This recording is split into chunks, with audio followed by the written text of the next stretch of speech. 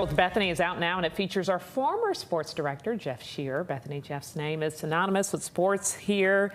He's been in the business for 25 plus years, spent most of that time here at WSFA. Yeah. How was your conversation? I know you've had many conversations with him. Oh my goodness, listen, Jeff is one of those guys. He's just good to the core. We say a lot in our house, if Jeff Shearer doesn't like you, that's a you problem. There's something wrong with you. Because he's just, not only was he good at his job, good at covering sports, good at zipping all over the state to get as many great highlights of as many great athletes as he could, but gosh, he's just such a good coworker, such a good teammate, such a good friend, a good dad, which is really where his priorities were. If you knew Jeff, though, if you ever watched him on the air, well, you knew he was just about as smooth of an anchor as there could be. He never seemed to mess up, or at least we never knew about it. But in our conversation, he actually shared that it wasn't always that way behind the scenes. In fact, he described his first day on the air was not exactly smooth at all. I'm Bethany Davis, and this is Being Real. Sponsored by Bryan Jewelry. April 24th, 1991, my first day on the air, and Phil Snow comes up with this plan to have me on the set, and he's out covering something at Patterson Field, some kind of baseball event. And we go through this plan, we go downstairs to talk to the director, Arlen Carr, and I can hear it like it happened yesterday. And Phil's saying, Arlen Carlem, Arlen Carlem. And he's like looking for Arlen, and we find Arlen and we explain, okay, Jeff's gonna be on the set and he's gonna pitch it out to me and I'm gonna introduce him and pitch it back and everything. And Phil came up with this great plan and everything worked except for one important thing. In my nervousness, I forgot to put my microphone on. You know, that's kind of the key to being on the air. You know, it is, yeah. If people at home want to hear you, well, you got to wear that microphone. But that must have been the only time ever, probably the last time, you know, when you make a mistake like that, you tend to not make it again. So the only time ever that you may have even known at home that Jeff wasn't all the way together, because his demeanor on the air was always so calm and collected, just a really cool guy. But if you could have seen him, he is responsible, by the way, for creating Friday Night Football Fever.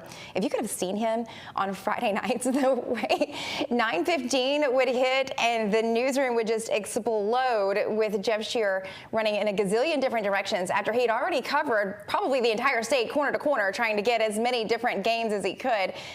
And then he'd somehow zipped downstairs, hopped in front of the camera, sat down on his stool in front of the green screen, and delivered Friday Night Football Fever every Friday night.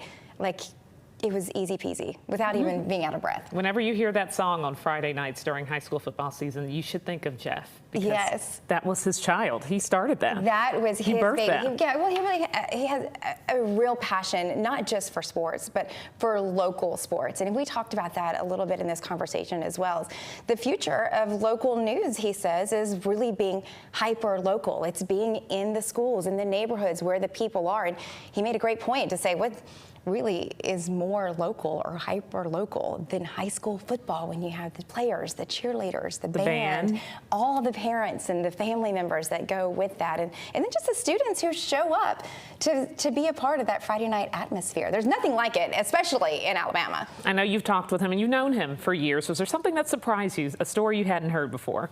You know, I don't know if it was necessarily a surprise, but it was just a reiteration of how much he loves his family, and how his family always seemed to come first. Obviously, this is a demanding job. It's not a very family-friendly job. If you're the sports director, that usually means you're working evenings and all weekend long. Think about when sporting events happen. That's when it is, which takes him away from his family. He had a wife, 2 girls that he practically raised here at the station, though. So it was fun to remember the times when he brought his daughters in on Friday nights, and they would be the ones answering the Fever hotline and taking the scores down and making sure they got on the air. It was just also a nice refresher in what it means to be a good guy, a good coworker, a good teammate, because that's really what Jeff Shearer epitomizes. You've sat down with a lot of folks just like this. This is just our latest episode. You can listen to the full conversation right now. We have that posted on our website, or you can watch the video version. We have that on our website and YouTube channel as well. It's also posted anywhere you get your podcasts. All right, Bethany, we appreciate it.